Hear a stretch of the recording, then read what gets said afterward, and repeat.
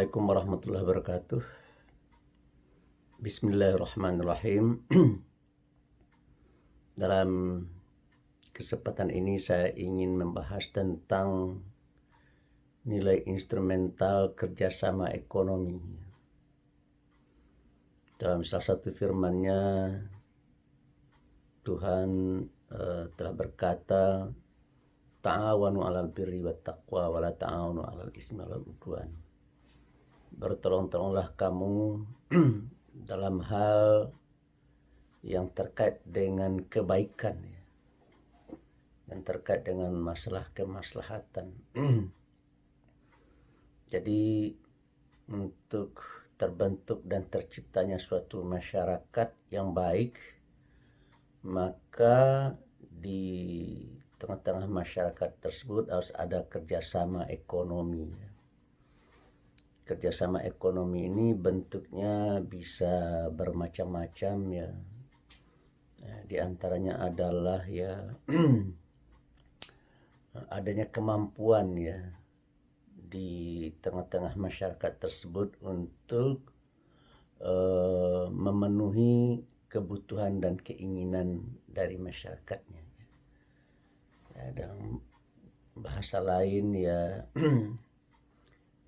semua yang kita butuhkan itu ada yang mensuplainya, kira-kira begitu jadi oleh karena itu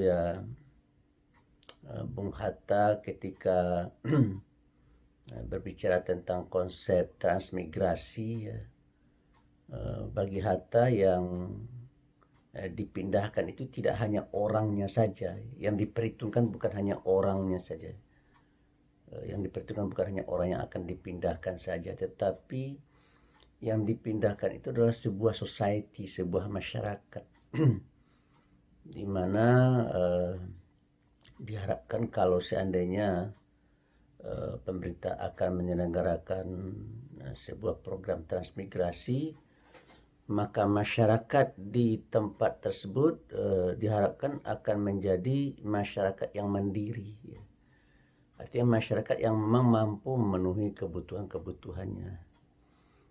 Oleh karena itu untuk suksesnya program transmigrasi itu berbagai-bagai skill harus kita hitung dengan cermat yang harus kita pindahkan Tidak hanya petani yang kita pindahkan, tetapi juga mungkin ada tukang kayunya, ada tukang batunya, ada tukang cukurnya, kemudian ada tukang masaknya gitu kan, ada bengkelnya. Pokoknya yang kita pindahkan itu adalah sebuah society, ada sebuah masyarakat yang mampu bekerja sama untuk saling berusaha untuk memenuhi kebutuhan dirinya dan kebutuhan lainnya, sehingga dengan demikian akan terbentuklah di tempat tersebut sebuah peradaban.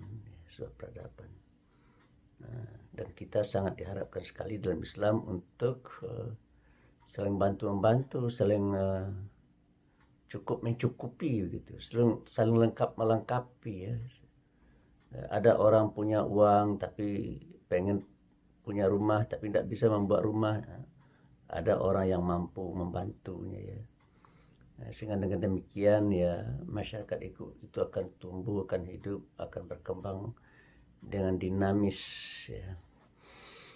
tetapi juga ada bentuk kerjasamanya yang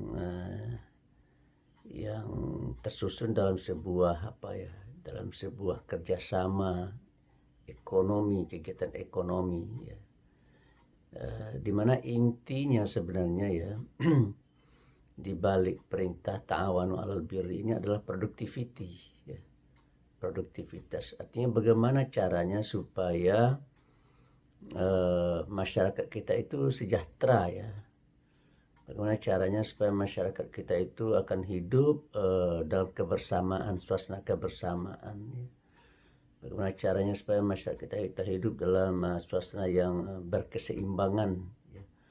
Bagaimana caranya supaya masyarakat kita itu hidup dalam suasana yang berkeadilan.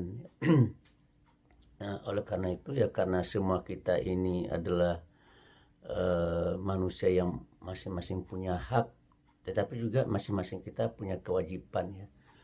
Maka hendaknya ya di tengah-tengah masyarakat itu akan terbangun sebuah kerjasama di mana kita mendapatkan hak kita, tapi kita juga menunaikan kewajiban kita. Nah, kewajiban kita itu ya tentu saja bermacam-macam, ya. Dan kita tidak boleh mengeksploitasi kelebihan yang ada pada diri kita untuk meraup keuntungan yang sebesar-besarnya, begitu.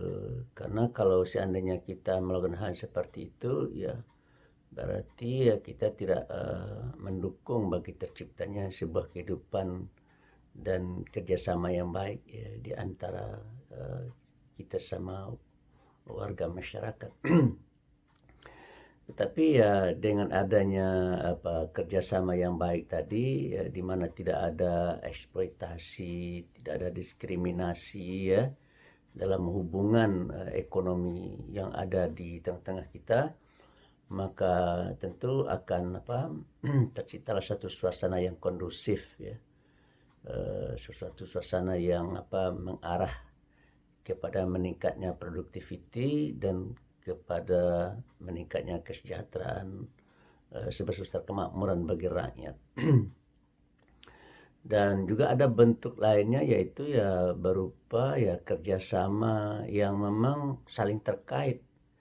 Ya, misalkan begini, ya, ada orang punya uang tapi tidak punya skill, nah, tidak produktif, ya. Yang punya uang, uangnya tidak produktif. Yang punya skillnya tidak produktif. Tetapi ya ada orang punya skill tapi tidak punya uang, ada orang punya uang tapi tidak punya skill, kan begitu. Oleh karena itu ya Islam menganjurkan supaya antara kedua orang tersebut ya bekerja sama. Ya, yang punya uang, yang tidak punya uang, yang punya uang tapi tidak punya skill, yang punya skill tapi tidak punya uang, ya disarankan untuk bekerja sama, ya. Lalu mereka bekerja sama, ya, sehingga akhirnya ya uang mereka menjadi produktif dan skill mereka juga menjadi produktif, ya. Jadi dengan demikian ya ajaran agama Islam sangat menganjurkan, ya, supaya kita bekerja sama. Dan kerjasama ini juga adalah salah satu alternatif, ya,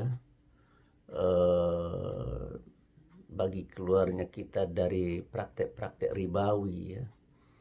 Nah, seperti kita ketahui bersama, ya, di dalam masyarakat kita ada konsep suku bunga, ya, pinjam meminjam dengan memakai bunga, sistem bunga, begitu kan. Nah, ini tentu saja jelas bertentangan dengan ajaran agama Islam, ya.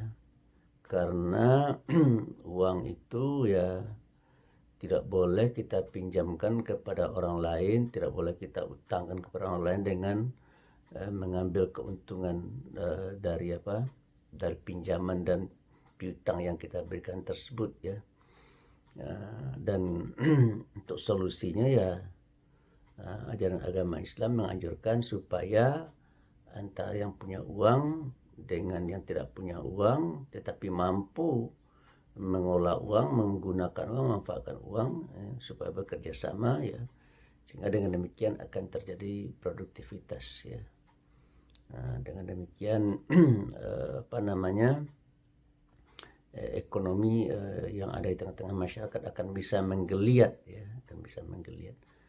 Nah, jadi dengan demikian ya kerjasama ekonomi ini sangat menjadi perhatian di dalam Islam, ya, sehingga kadang-kadang ya kerjasama ekonomi itu tidak hanya lagi terbatas di suatu masyarakat, ya, tapi sudah lintas masyarakat, ya, lintas kelompok masyarakat, bahkan lintas bangsa. Nah, kita melihat ya di negeri kita saja misalnya, ya, kita melakukan praktek apa disebut dengan ekspor impor gitu kan. Kita mengekspor karena apa? Karena produksi kita berlebih, ya tidak habis untuk konsumsi dalam negeri kita. Makanya kita kirim ke negara yang membutuhkan gitu. Tapi kita kan juga punya kebutuhan-kebutuhan ya, dan kita tidak bisa memproduksinya. Oleh karena itu kita datangkan dari luar negeri untuk bisa memenuhi kebutuhan dan keinginan kita. Sehingga dengan demikian terjadilah kerjasama ekonomi dan kerjasama antar bangsa ya dalam bidang perdagangan. Dan itu sangat dianjurkan di dalam ajaran agama Islam ya. Tetapi kita melihat dalam prakteknya di dalam kerjasama ekonomi antar negara biasanya ya dulu orang mengenakan pajak atau biaya masuk, biaya keluar begitu kan. Nah, oleh karena itu ya di zaman-zaman awal Islam ketika masa pemerintahan Umar bin Khattab ya, setiap ada orang Islam yang membawa barangnya keluar daerah Islam, itu oleh petugas bea di negara tersebut dikenakan bea masuk begitu. Tetapi ketika barang-barang mereka masuk ke daerah kawasan umat Islam yang dipimpin oleh Umar bin Khattab ya, mereka tidak dikenakan bea masuk ya. Sehingga para pedagang mengeluh ya, ini cara yang seperti ini tidak fair. Fairnya bagaimana kata Umar bin Khattab ya, kalau kita bayar bea masuk ke daerah mereka ya, kalau mereka bawa barang juga ke daerah kita, mereka juga harus kita kenakan bea masuk. Oleh karena itu ya Umar membuat kebijakan ya mengenakan setiap barang yang masuk ke daerah kawasan umat Islam ya. Berapa besarnya ya sebesar yang mereka pungut juga. Biasanya mereka memungut sekitar 10% ya, maka Umar juga mengenakan 10%. Sehingga dengan demikian terjadilah keseimbangan ekonomi gitu. Jadi kerjasama yang dirajut dalam sebuah kebijakan atau regulasi yang memang berkeadilan. Tapi pada hari ini kita melihat ya negara-negara ini sudah sepakat untuk membebaskan ya adanya bea masuk ya, sehingga barang bisa hilir mudik ya, masuk dan keluar dari suatu negara ke negara lain. Dan oleh karena itu ya kompetisi ya tentu akan sangat tajam. Cuma Islam sebenarnya tidak